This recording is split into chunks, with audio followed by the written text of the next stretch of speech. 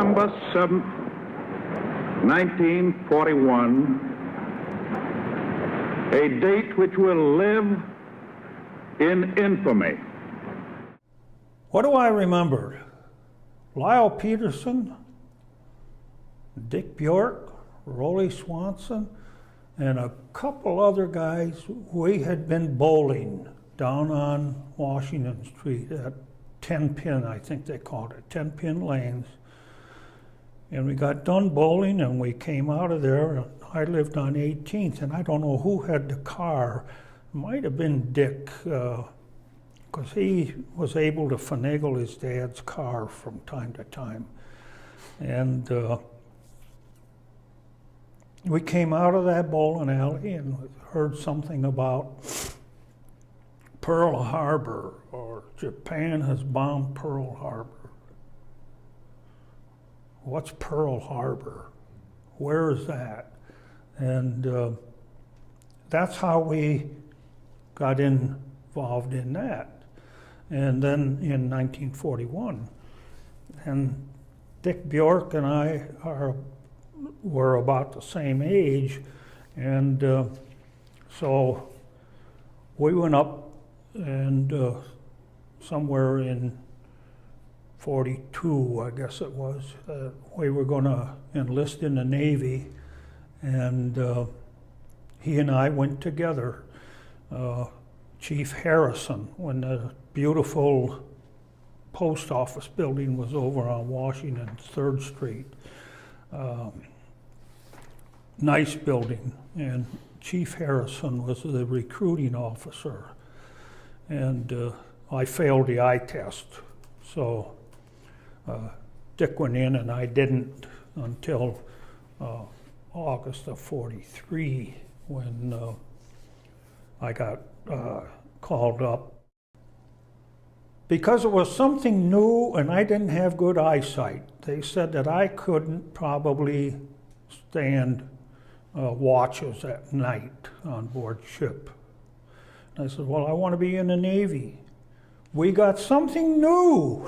We got and I come to find out over the years, this something new got a lot of guys into the SEABEES because they were either flat-foot, or they couldn't see so good, or they were colorblind, or some other infirmity, if you want to call it that. Of course, at that time, they were bringing in older gentlemen, and it was all men at that time in World War II. It was guys, and they wanted the tradespeople, the carpenters, the electricians, well, cooks and bakers and painters, and depending on their experience and age, why their rate, they would get a rate, petty officer, or possibly a ranking of an officer. But so that's how I got into the SEABEES, to define and differentiate the fleet from the SEABEES. They even issued a little CB for our left arm so that they would know that it was construction battalion people. And of course, that's how the name SEABEES, S-E-A-B-E-E, which should be uppercase. That was the acronym of CB, the construction battalion. We were trained under the Marines, and there's still a tremendous camaraderie between the Marines and the SEABEES, even to today. So your motto was, we build and fight with all our might. So you really had two real skill sets. You were more than just construction people. You had to sometimes strap it on a gun. That was what our training was. We were dead in the water, and the convoy wouldn't wait. And you kind of think of that, and one of our 78 SEABEES was cited for repairing the ship. I think it was the Mormac Sea. You know, you're sitting there with a couple thousand troops, and you're wondering, are we going to make it? I mean, those things go through your mind. And I was among the first group of replacements for the 78th SEABEES. And we went into, we had stopped shortly for Guadalcanal and Espiritu Santos and the Hebrides, somewhere in through there. And we ended up going into the island of Los Negros in the Admiralties. And there was fighting still going on there. And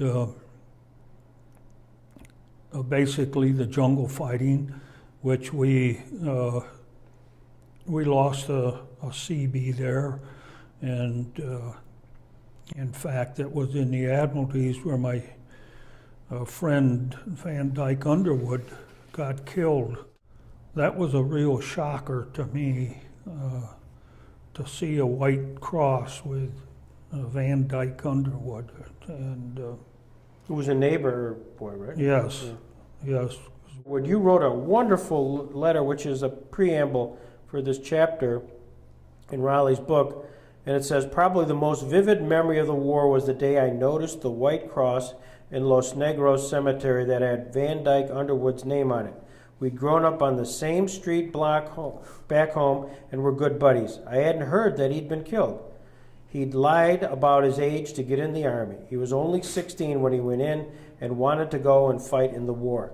He'd been on MacArthur's invasion force on this God-forsaken island in the South Pacific as part of the 1st Cavalry Division. Now, here he was, far from home, buried in the sand. And then you went on to say, at least the Americans had been buried. It was 3 or 4 weeks since the main battle, and there were still Japanese bodies lying around. The stench was unbelievable. It's difficult to believe now that I was there. Not only that, but that I was alive and Van Dyke Underwood was dead.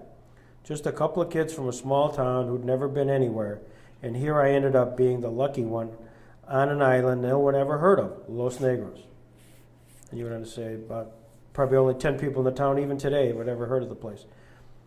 So you literally, I mean, I'm visualizing, you're walking Los Negros and you see a white cross and there's a name. Like, whoa, what's that? Boy, it brings back bad memories. Would have been what you might call sort of a quiet day for our fighting. And Americans had established a cemetery there because, as I mentioned, we attempted to bury our dead. And just come across Junior's cross, and you don't believe it at first, but you know that it's a reality. And that, I've seen a guy get stabbed in the back, and you see that injury and the blood, one thing and another, and but this is a friend. This is somebody you knew, and it really brought it back to the fact that war is hell. Two standing in a field, one is taken, and it's just one of those things that stick with you. We went from Los Negros into a little island of Panama that was a fighter base, and it was such a small island that they got only dug down a couple feet in order to get water for our purification and drinking. But we put in a fighter base there with a repair base so that the pilots who needed repairs, they could land at Panama and get repairs. But that was the theory of the war in the Pacific, was this business of hopscotching, so that they could take an island and then skip another island, and that would isolate them from the Japanese being able to give supplies and such as that.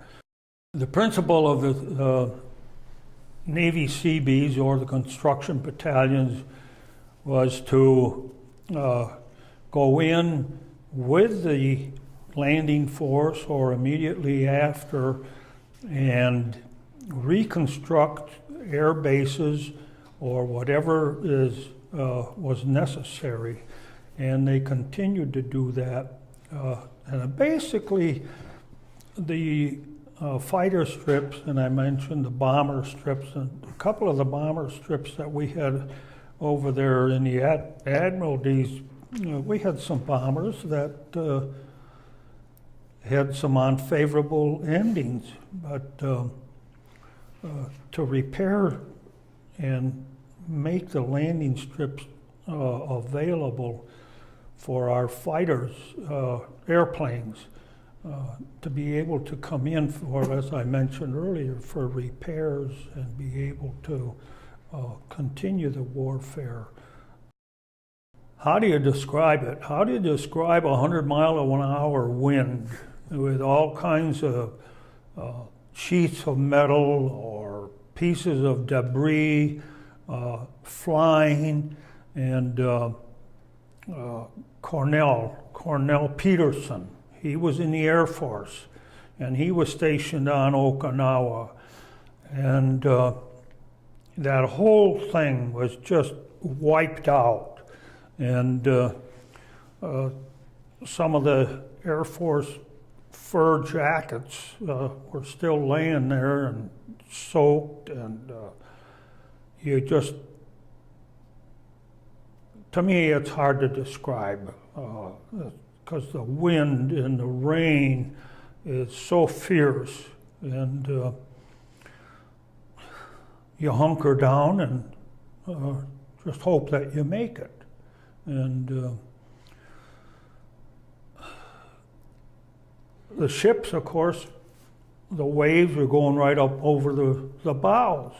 And of course, it means that if the guys didn't strap themselves or stay below deck, why, once in a while, somebody came up missing. We were out there on the edge here, and Mother Nature or somebody called me and told me I had to go out and relieve myself. And so I snuck out on the black of the night, and all at once I hear a click, click, and somebody says, "Who goes there?" And I tell you, then I relieved myself real quickly. I was able to do that quick, and all I said was, "CB," and because you'd forgotten your password. You'd forgotten your password, right? I didn't even think of that. All I did was, and the interesting follow-up to that is that either the next day or so I was doing some KP, and either was I doing KP then, or was I working in? I was in heavy equipment repairs where I ended up. But one of them anti-aircraft personnel came through the line, and he was talking about how he got scared the other night because there was somebody crawling out there, and I don't know who was most scared, but he mentioned the fact that all at once some guy hollered out he was a SEABEE. And I said, "You're looking at him." You said in the book, can you imagine them writing home that I had gotten killed trying to take a leak? Yet it almost happened. Combat duty. The Japanese have accepted our terms fully. That's the word we've just received from the White House in Washington. This, ladies and gentlemen, is the end of the Second World War. VJ Day. Yeah. We were sitting over on Okinawa, that there was some jubilation at the time, and I almost think it was unbelief that it was going to end, it was going to be over, and that we would eventually sail under the Golden Gate and back to USA. My mother wrote a letter, Greg, which I received later from her on a Thanksgiving, where she just thanks God for the fact that I was able to come home. And it means a lot. The friends that Joe Urbanik with his malaria, Dyke Underwood, and some guys from our outfit. I'm just thankful that the Lord, as I maybe didn't always